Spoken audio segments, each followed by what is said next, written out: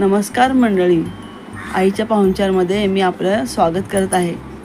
लिंबाचा रस काढून ज्या शिल्लक राहिलेल्या साली आहेत त्याच्यापासून एक चटपटीत पदार्थ करणार आहोत. तो पदार्थ म्हणजे लिंबाचे गोड क्रश लोणचे.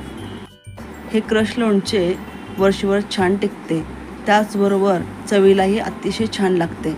आज मी लेमन सिरप करण्यासाठी लिंबाचा रस काढला, त्याच्या साली शिल्लक होत्या. आता ह्या सालीमध्ये पाणी न घालता त्या कुकरला लावून 3 शिट्ट्या काढून शिजवून घ्यायच्या. या साली वाफेवर छान शिजल्या आहेत. आता ह्या शिजलेल्या साली मिक्सर जारमध्ये घालून एकदा फिरवून घ्यायचं. लिंबाच्या सालीत पाण्याचा अंश नसल्यामुळे त्या मिक्सरवर वाटताना त्या पटकन बारीक होत नाहीत. त्यासाठी 3 लिंबाचा रस काढून घ्यायचा आहे आणि हा रस वाटलेल्या सालीत घालून परत एकदा मिक्सरवर फिरून घ्यायचा. लिंबाच्या साली जास्त बारीक करायच्या नाहीत. लिंबाच्या साली सर्व वाटून झाल्या आहेत. आता या वाटलेल्या साली कढईत काढून घ्यायच्या. आता यात 3 चमचे लाल तिखट घालायचे, 1.5 चमचे मीठ घालायचं, 1.5 वाटी साखर घालायची. मी उपवासाच्या क्रश लोणचेचे साहित्य डिस्क्रिप्शन बॉक्समध्ये दिलं आहे.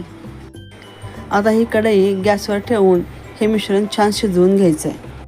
साखर विरघळेल तसे हे मिश्रण थोडं पातळ होतं, म्हणून हे मिश्रण दाट होईपर्यंत छान परतून घ्यायचं आहे. तुम्ही माझ्या नवीन रेसिपी पाहण्यासाठी बेल आयकॉनवर क्लिक करा.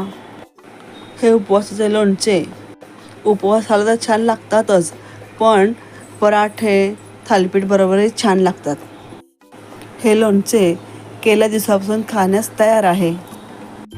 आता हे मिश्रण दाट झालेलं आहे.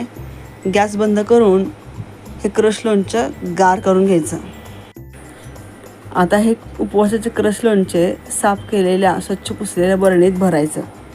पाण्याचा अंश नसल्यामुळे आणि मीठ आणि साखरेच्या मिश्रणामुळे हे लोणचं वर्षभर छान टिकते. जर तुम्ही माझ्या चॅनलला पहिल्यांदा व्हिजिट करत असाल तर सबस्क्राईब करायला विसरू नका. तुम्हाला ही रेसिपी आवडल्यास लाईक, शेअर, कमेंट आणि सबस्क्राईब करायला विसरू नका. धन्यवाद.